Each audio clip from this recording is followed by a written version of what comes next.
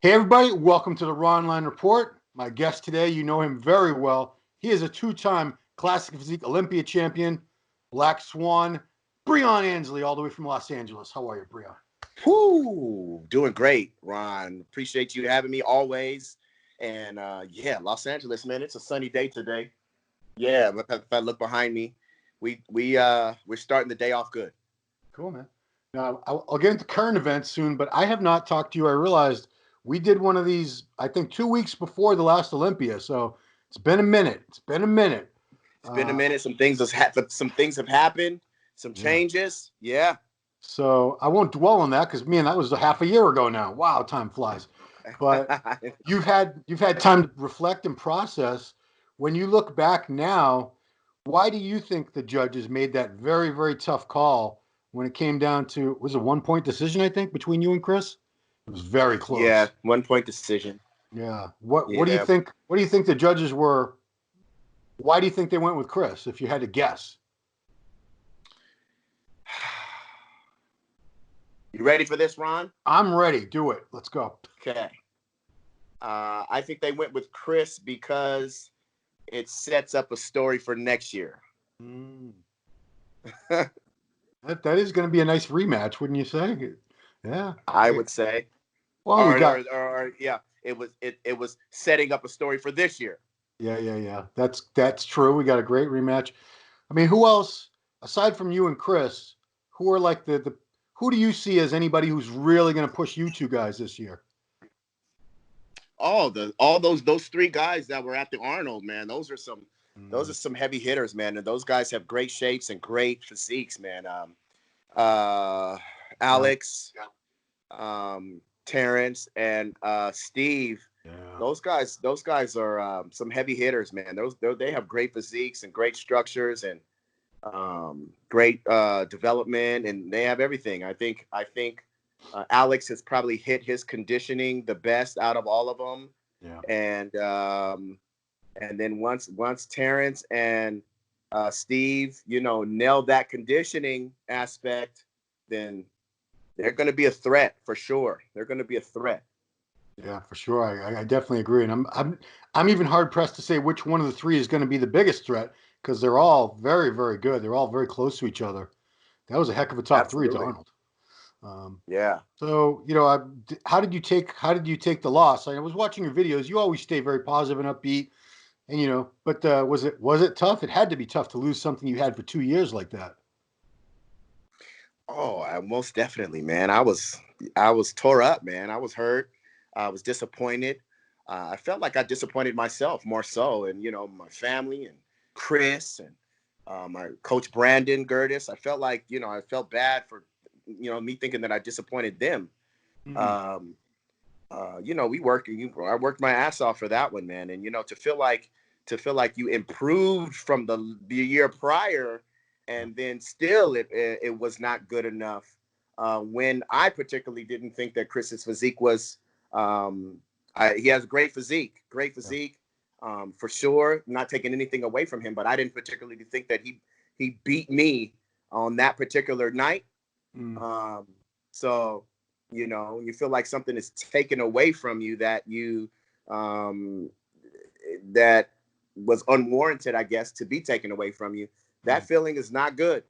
yeah. That's not a good feeling. I took it very hard, on the inside. Me on the outside, though. I try to stay positive and smile all the time, but Right. for sure, it affected me pretty good, and uh, When you say you just feel like you let competitive people, nature, man. you say you feel like you let people down, but I mean, you brought an amazing package. I find it hard to believe you felt that way because it's not like you didn't, you weren't in shape or you weren't full it's, I couldn't see anything wrong. It was a case of two incredible physiques.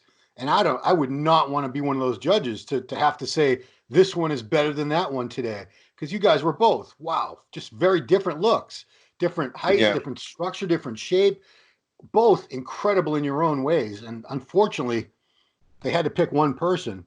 I mean, unfortunately for Yeah. you, unfortunately for him, I guess. But yeah, that Yeah. was one of those. That was one of those nail biters. Until they called it out, I had no idea where that was going to go, who they were going to choose. But Yeah, and I thought I had it. I thought I did enough to make improvements to still stay on top. But as we know, it didn't happen that way. Yeah, but definitely, I felt like you just initially it's very emotional, because you yeah, put so much into it. So you want to perform well for the people that support you the most, and the people that have your best interests at heart, right. and that love you unconditionally. You know what I'm saying? You want to remain a champion for them.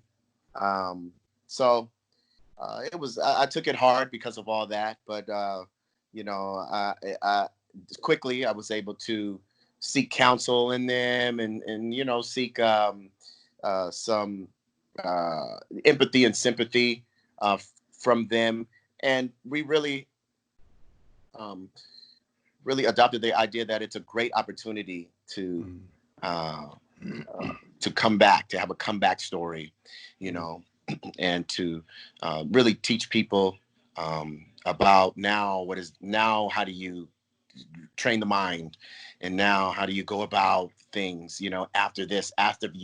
after you have been defeated, and how are you going to bounce back, and how positive and are you going to stay, and how are you going to extend yourself as far as giving messages out there to everybody, because that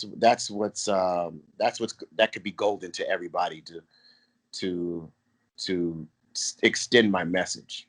Well, you know what? I mean, I think the fans in particular, everyone loves an underdog, and they might love a champion for a little while, but they never love a champion for long because, like, this guy just keeps winning and winning. That's why, like, Bumstead was like the underdog for a couple of years, and he built this tremendous fan base because he wasn't winning, because you were winning, and they're like, he's got this mountain to climb. He's got to try to get past this perfect physique, this Breon guy, and now it's the shoes on the other foot where it's kind of like Rocky 2, where Rocky lost Rocky 3. I'm sorry, Rocky 3, who lost the Yeah, title to Clubber Lang, Mr. T, yeah, and then he yeah, had to go back to his roots and do all that and get the yeah, title back. yeah, We all absolutely. love that. We all love to see anybody who's an underdog, but especially someone who was a great champion and lost the title and is fighting to get it back, because we know it's never easy to get it back. It's never easy to win it in the first place, but getting it back, very few people have ever done that. When you and Chris sat down after, when it was all said and done, a week or two or whatever later, what were some of the ideas for game plans? Like, how are we going to do this? How are we going to make sure we can get this title back in 2020?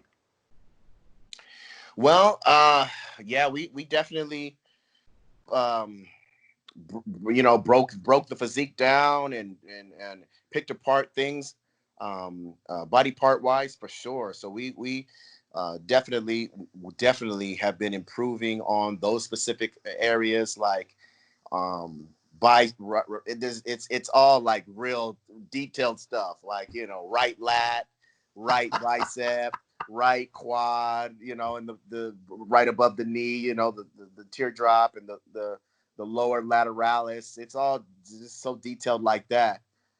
So yeah, we definitely can make some improvements. And that's what it is trying to achieve the perfection. It's not achieved, but we go for it anyway, Yeah, right? So that's the game plan physically, yeah, and then the game plan, as far as social media wise and outreach wise, was to put myself out there more, and to tell people more about where my mindset is at, and mm, and that now I am going back to the drawing board, and I'm working just as hard as anybody else, that's trying to attain something. yeah, Um, which I think is uh, golden, again, for just the message out there, yeah. for people, and inspiring. So to put myself out there, to do the interviews with Ron and Muscular Development, and tell them, let them know about where I'm at, mindset wise, staying positive, working hard, remaining hungry. Um, you know, Speaking of that's hungry, about it. most your channel, you have a really good YouTube channel, everybody. It's just his name, Breon Ansley. Check it out.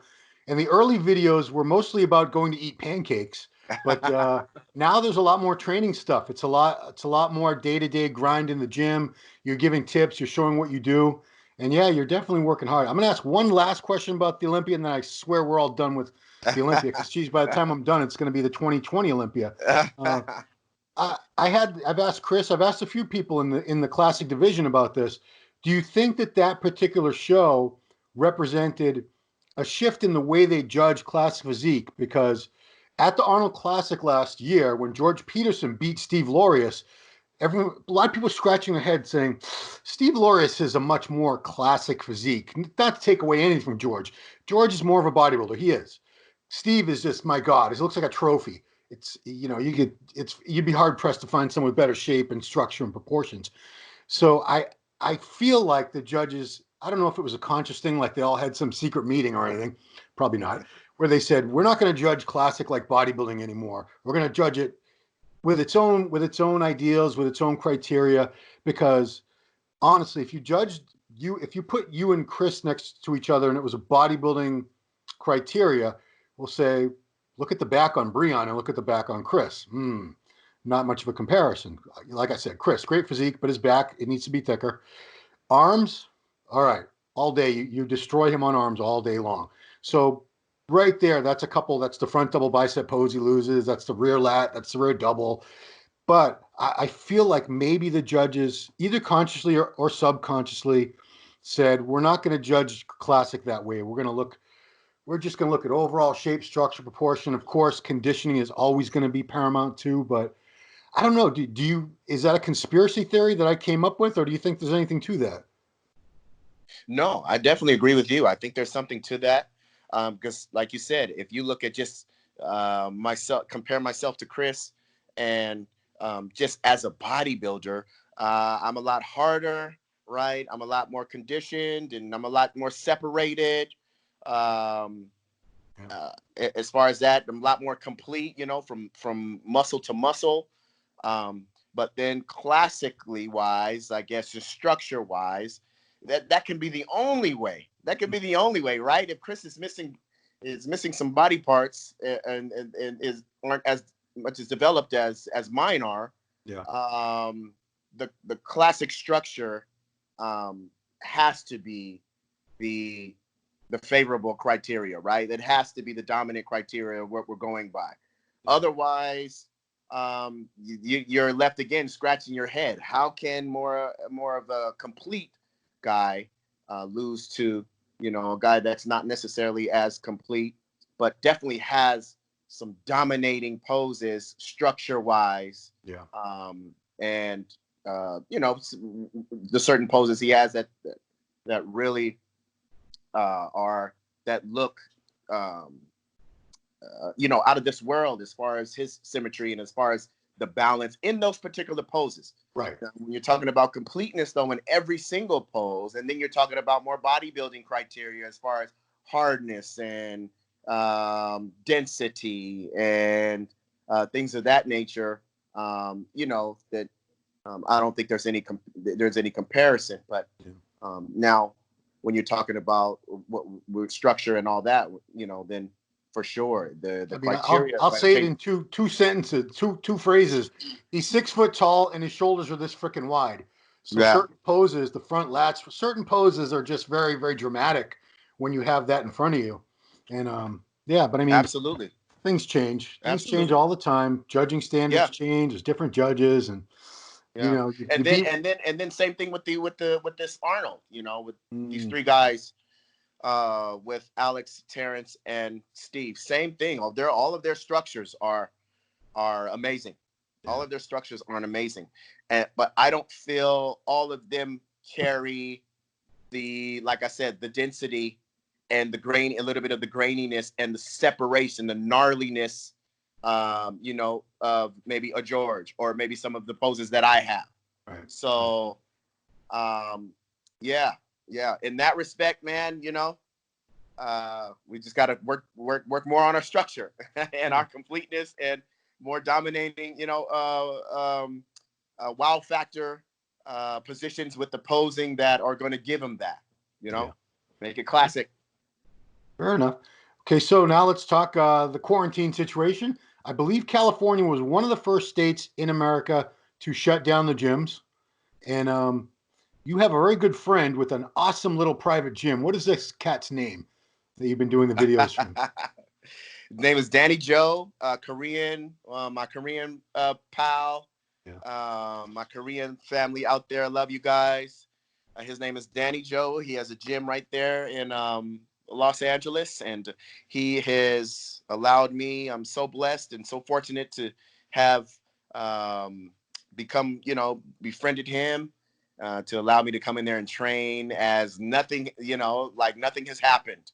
Yeah. And nothing has interrupted anything, That's what I'm saying. You've done, I want to say like 3 or 4 videos from his gym already.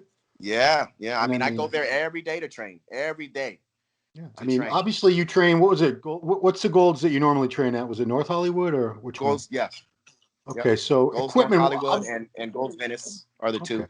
So obviously both of those are much larger and a lot of various equipment, but it looks to me, I got an eye for equipment. I'm like, oh, look at that, look at that, look at Yeah, that. It yeah, looks like Danny's place has pretty much everything you need. It just might not have like 5 different leg presses or, 4 different rowing machines, but it looks like everything you need is in that little spot. Uh, absolutely. And so it gets yeah, the job done. And he does have everything. And he was also a competitor. He competed like 10 years ago. oh wow, geez, he looks like he's Yeah. still ready to get up there. Yeah, He's in great he's shape. awesome, man. This dude trains 3 times a day. He does intermittent fasting. Oh my goodness.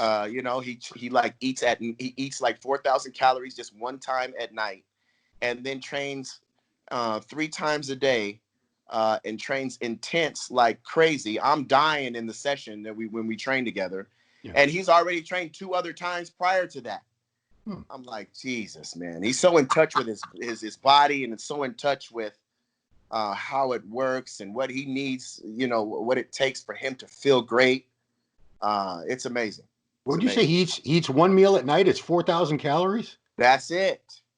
Would you ever That's try it. that? That sounds crazy. It's crazy. No, I haven't tried Oh, yeah. it. You did a nutrition video a few days ago or last week. I don't know what it was, and people were like freaking out in the comment section because I think you said you were eating 7,000 calories a day right now. Yeah. Good Yeah, it's a Lord, lot of food. Breon. That's a A lot lot of of food, dude. Yeah. Yeah. I sure am, man. And I just did the kind of the day in the life yesterday. I filmed it yesterday. So that's gonna come out Okay. soon, guys. I know you guys have been wanting to take a look at that and to get kind of all access to that. So I'm proud to bring that and very excited to bring that to you guys. They were also kind of everybody was also kind of shocked, and they thought it was an April Fool's joke on how many fats I'm taking in per day. I'm taking in about 360 to 375 grams of fats a day. Man, I mean, Breon, what are you about 220 now? 225? I'm gonna guess 230. I don't know. What do you weigh right now? About 220. Yeah, Okay. about 220. That seems Yeah, an about awful lot of 220. food. It just seems like a lot. I'm sure you have a fast metabolism, but that seems like a lot of food, and you don't look fat at all. It most definitely is a lot of food, and let me tell you, it ain't easy. So is this And a let me tell recent? you, Is this a I'm not flying through it with flying colors either. so? Was this a recent thing where you and your coach decided we're going to see what happens if we feed you a lot more food? Yes, absolutely. That was the plan. That was the plan to put on more muscle fibers, to put on a few more pounds of tissue for this coming Olympia, and to just suffer it down, man, to the same exact weight, Hmm. stage weight that we need to be at 180 pounds. So Um, how many calories were you eating before this 7,000 calorie thing started? on a day-to-day basis, I'm like at maybe high threes, four. Wow, wow. Yeah, So almost double the food. double the food. You must be Yeah. hating food by now, or you will. I'll be honest with you. Like, I'll be honest with you, man. This is the hardest portion of bodybuilding that I've ever done. Hmm. This Yeah. is the hardest portion of bodybuilding that I've ever that I've ever experienced. is pushing the food like this. It's, I mean, the time when you have to eat, the many times when you have to eat when you're not hungry, when you're not hungry at all, it's just not. It's like, how am I going to do this? It's not fun. It's you're sitting there playing with the food for about an hour, you know, trying to just work with it and work with it and work with it. Um, like I said, I don't have any kids, but probiotics and enzymes are my children. You know what I mean? To digest, man, and it's definitely something that I had to get used to. I've been doing it now for like 2 or 3 weeks. Okay. It's definitely tough, and I'm still getting used to it, and I'm still finding my way. I've always this is a funny thing right here. I've always heard Dexter say, "Man, you know, you try to eat 2 cups of rice every meal." And I'm thinking to this. I've always heard him say that when I was dieting, you know, when I wish I was eating a little bit more food and I'm hungry. Yeah. I'm like, easy money. Easy money. Just wait till I can get to 2 cups, you know, in the off season. I'm going to try it. Oh boy, what a rude awakening. Wow. Yeah, because you're eating most, this is all clean food, I assume. You're not eating a bunch of pizza, donuts, and chocolate chip pancakes. I mean, anybody could eat a good amount of calories if it's coming from junk, but the volume of food it would take to hit that caloric total. Well, you said about 300 grams. This is fat. Is it like an oil on the food? Is it all solid food, or is this like a supplemental oil or something too to get to that Oh total? yeah, I couldn't make it to 300 and I couldn't make it to that amount of grams if it wasn't oil mixed in there. Yes, I use oil. I sprinkle in oils on my protein, on my chicken and my bison. Udos oil, you know, it's a fatty 369 fat source, and mixed in with almond butter. Cool. So physically, how do you feel? I know it's hard to eat the food, but physically in the gym, do you feel already stronger, fuller? What kind of results are you seeing after a couple weeks of doing this? I definitely see the results fuller. Um, uh, you know, definitely it looks like I put on some fibers in certain areas and Yeah. some more roundness and some more 3D muscle, you know, in certain areas, upper chest, triceps, lats, all the areas that we were talking about. Mm. Um, so I'm looking at it and I'm seeing a difference. And also, um, you know, it's tough because we all think that you're just gonna automatically have all kind of you're eating all this food, it's gonna just translate into all this energy. Yeah. No way, not necessarily, man. You know, you get lethargic, you get tired from all the food and carbs. You know, so you go through ups and downs of energy spells, Mm. you know. Um, but like I said, you know, I'm getting used to it. It's something that you definitely got to get used to. Yeah. Dexter's been eating 2 cups of rice for years now, so it's probably, you know, it's like eating breakfast, and it's like clockwork for him. I've Right. just been doing this now for not even a month, Well, so I you mean, know, this actually might make it easier psychologically when you have to diet again because, man, you're going to get, like you said, you're sitting there playing with your food and dreading eating all this damn food every day.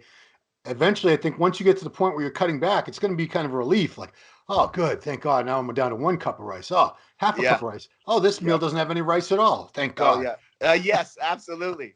So a whole different perspective, man, on when I'm dieting now, and like a whole different appreciation too on you know, having to eat less food. Yeah, Um and now, because I've never, like I said, I've never pushed the food this way, right?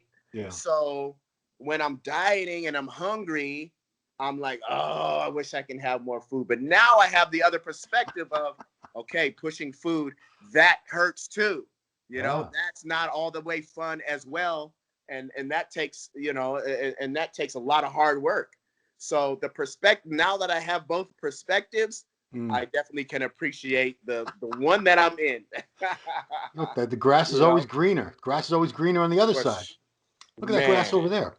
But I know it, man. so one So thing I'm thinking when I see some people like yourself training in very nice, well-equipped gyms, And I see some people in actually commercial gyms. I don't know how that's happening, but anyway, uh, I feel like the pros right now as a whole, there's definitely the haves and the have-nots. Whereas some of them have access to everything they need, and others are training at home with whatever they happen to have or whatever they were able to scramble and get before everybody bought up all the damn workout equipment online and everything else. Because you can't even go to a sporting goods store now. You can't.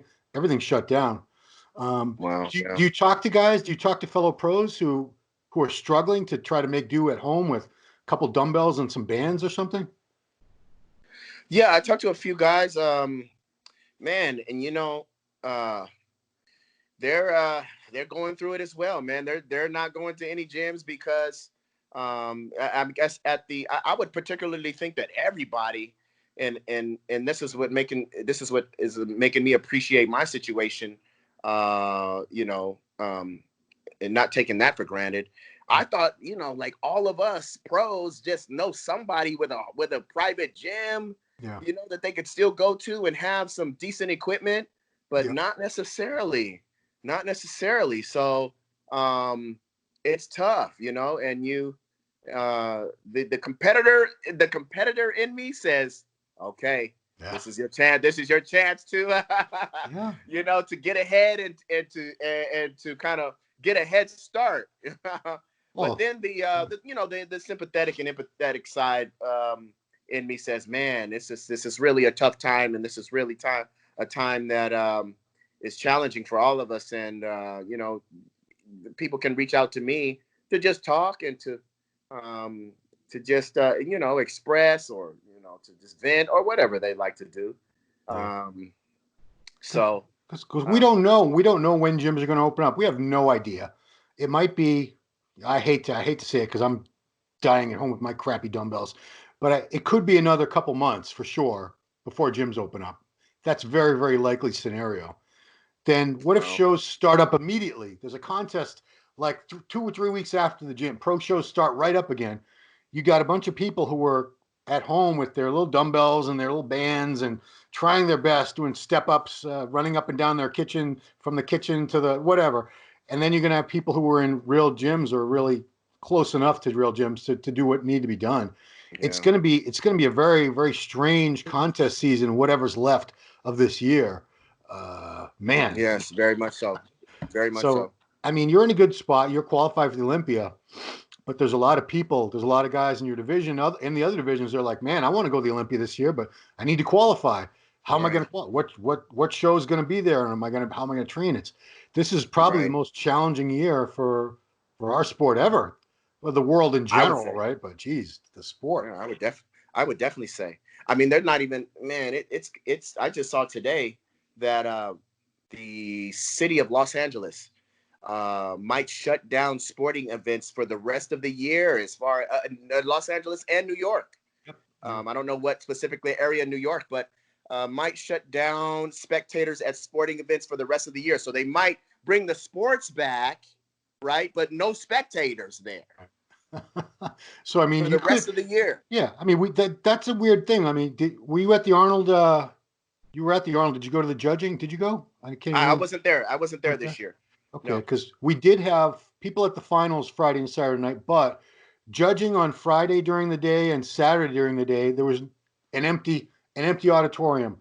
It was just 2 rows of the judges. There was some media, coaches, I think a couple family members, and that was it. And then a few thousand empty seats and silence aside from Wow. the music in the background. It was the most eerie thing to have Wow. all the guys come out there and nobody cheering. They're hitting their best poses and you hear like Right. nothing, crickets. So man, Wow. I hope that's not the case for Olympia, but I know you just when I turned on your Instagram live and you were answering questions and you already answered this on your Instagram like an hour, not even an hour ago. The Olympia, what's your feeling? Will it happen? Will it have spectators? Will it have an expo? If you're a gambling man, what do you think's going to happen? If I was a gambling man, I would say that it's not going to happen on the specific date that it's scheduled for. Yeah. That's a gambling man.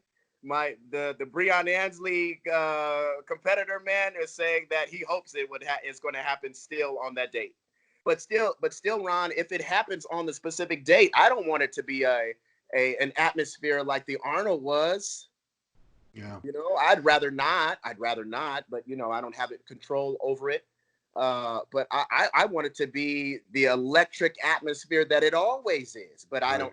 I don't think for it to be the electric atmosphere that it always is. I don't think that's going to happen because, you're talking about the Olympia is not a cheap a vacation for spectators to come out, everybody to come out from all over the world. It's not a cheap event, No.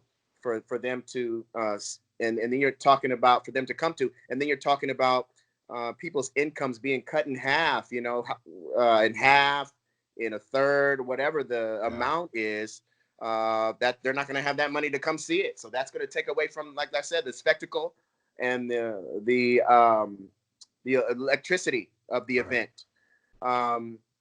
So I'm hoping that, like I said, I'm staying ready, and if it happens in the specific date on, what is it, the 16th, 17th, or 18th this year? I keep just saying mid-September because I keep forgetting the exact date. Mid-September. Right. Yeah, It's always it's always around there, mid-September. So, yeah. I'm hoping, but then again, while I'm hoping that, at the same time, I want it to be I don't want the Olympia to lose its luster. So if it has to, if we have to have it in November, December to gain a little bit more momentum for it, then so be it. Yeah. Well, here's an easy choice. I think it'll be easy. If you had to choose between having the Olympia, but there's no expo and no spectators allowed, it's just you guys and a stream, a pay-per-view, or just a free stream. I don't know. People watching around the world on the computer versus no Olympia at all this year. Which one would you pick? Oh, I'm picking the first choice. Yeah. I'm picking the no spectators and no expo and all that. But you're going to have us there and compete, and you'll have it pretty much like the Arnold was. Yeah. I would rather have it. Yeah. Yeah, because I mean, otherwise, this whole year of training, you're going to make improvements. It's not like it was a wash by any means, but man, you want to go back and you want to get that title. You want to fight for it. You don't have to wait until 2021 for the chance to do that. But I don't think that's going Absolutely. to happen. I don't think that's going to happen. Worst case scenario, I say, is no crowds, no spectators. Worst case scenario. Worst case scenario. Do you think it's going to happen on the date? I do not. I do not. Yeah. Just because I think we need time. It all really depends. If Trump has his way and everything opens up, what, in 2 weeks or something? What are the odds of that? Then That's what he says. Well, yeah, he says a lot of things, but he says a lot of things. Right. But if that happens, then there's time, and we can still have enough shows to qualify, and there's time to get everything in place the way it needs to be. But if this crap drags on, this whole shutdown and quarantine and people out of work for another, I don't even want to say how long. Forget if it drags on a lot longer, then we need more time for everyone to get their shit together, basically. Yeah. Get their money right, get back in the gyms, It's going to take a little time to get back to normal after this. Yeah. This is the craziest. I'm 50 years old. I've never seen anything like this in my life. Yeah. Ever. Yeah. And same thing. My parents are 70 and 80 years old, and they're like, man, this is something that, you don't expect, and you don't think it's going to happen ever. And this is like something that we feel like we're living in a movie right now, because it's so far-fetched. But it is real. It is real life. And listen, we haven't even gotten to the point. I hope we don't, where there are potentially military and marshals out talking about a curfew. And you get arrested and have to go to jail for being out. They can't do that to us. The reason it spread so badly in the U.S., I believe, is because we value our freedom so much. We don't like the government telling us what to do. And you can't tell us we can't go here and we can't go there. We can't leave our house. You can't tell. This is the land of the free and the home of the brave. That's why we were slow to act, and things probably wouldn't have got, if we had done the quarantine thing a couple weeks early. Coulda, shoulda, woulda. But I think a country like China, they can do that. They can roll tanks through the streets, and if you're out past 10 p.m., they can shoot you in the head. I know I'm making light of a very serious situation, but they can do that in a communist country. You could do that. You can't do that here. Yeah. We wouldn't stand for it. Right. America. Right. This is America. But Well, what are you gonna do if you do that here though? Are we just gonna fight back and riot? And that's when all the violence comes about, Rob. and there's a lot of the country, a large portions of the country where there are people who are well armed. They hate the government, and yes, they will shoot back. Absolutely. Man, well, that's Yeah. man. And so when I got super, really cautious and really kind of terrified when I saw that the gun purchases just went up, skyrocketed. Yes. And Yes. people were Yeah. in line to get guns, and the line was just down the street. I was like, man, so the two scenarios and why we're buying guns like this is to use them for to rob people, right? Because we're without, or to protect ourselves from being robbed. Those are the only scenarios. Yeah, yeah. I mean, I went to a little gun shop. I got a couple of handguns. I went to a gun shop right when this was all starting to get bad, Wow. and they were all cleaned. The ammo was, he said, this is the last box of 9mm shells I have. I sold 500 boxes in the last 4 days, and this isn't a Wow. big city I'm in. There's like 25,000 people live here. So yeah, Wow. it's people are stocking up. They did stock up, just like on toilet paper, hand sanitizers, chicken, and guns and ammo. Guns and ammo. Yeah, Wow. That's shocking, man. it's That's America, shocking. man. We love our guns. Anyway, Yeah. That's shocking. Wow. cool, man. Man, well, we've really gone off the deep end with the political discourse at the end of this. That's good stuff, though. Cool, man. Good stuff, though. Well, for now you're still training hard. You got a new nutrition regimen. You're putting on size, and eventually Yeah. you're gonna have to suck down to 180 pounds again. Good. I won't say good luck. I Yep. know you're gonna do Yep. it. It's gonna be a well. You'll document it all on Breon Ansley YouTube channel, so we can suffer along with you. I hope. For sure, man. Have you guys go through this process right along with me. For sure, we're gonna do that. I think that's amazing, and I think, you know, I don't think a lot of us do that enough.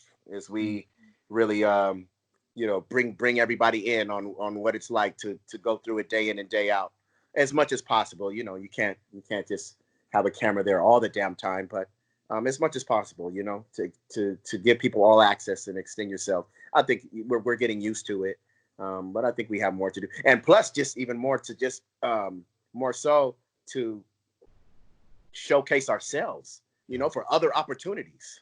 Yeah. You Yeah, know, it's I hear things where people say these pros shouldn't be posting their workouts because there's more serious things going on. But you know what, guys? What else are you gonna do? You don't want to see your favorite athletes training and stuff. I mean, you're just gonna watch yeah, Netflix yeah. and What else cry you into gonna your do? potato And chips. yeah, and we're doing that too. We're watching Netflix and eating some potato chips too. But Okay. this is our life, this is our life. Okay. Our lives are in the gym and all that. So it doesn't change. We try to just live life and what we're used to accordingly, no matter what. So um it's just I guess they just lose that thought process and lose perspective on that of what we do on a day-to-day basis. Right. Right. Yeah. I mean, this is the last thing I'll say about it is I try to explain to these people. It's your butt hurt to see these people still training and they have access to private gyms and everything, but you don't understand. Yeah, you might love to go to the gym and you need it for your therapy and all that. I get that. Trust me, I get that. But this is their livelihood. This is what they do. If they don't Yes, train, if they can't improve their physique, they have contest winnings, they have sponsorships. There's a lot at stake. This is what they do for a living, guys. It's not for absolutely. their own amusement, it's not for their mental health only. This is their job. They're professional athletes. So yes, they have to keep training no matter what because that's their job. Their physique Absolutely. their physique is their job. So Yeah, stop absolutely. crying, everybody. Please Please. stop crying, and we're not trying to push it down anybody's throat. I understand the magnitude of all of this that's going on, and it's definitely heartfelt for sure.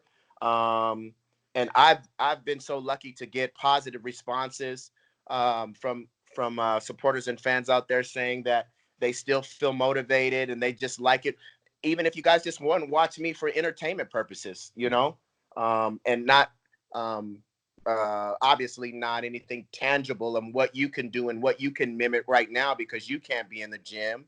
Yeah. but just for entertainment purpose and just for a little inspiration when you do your when you come back, you know, and when you do your home gyms, or your home workouts. And So you know, I'm gonna have to be creative. I'm gonna get on the Olympia live here soon and do a wow, home nice. workout. So that's a day where I'm not gonna be in the gym. I'm Wow. gonna be doing home workouts. Oh boy. Okay. Well, Olympia takeover.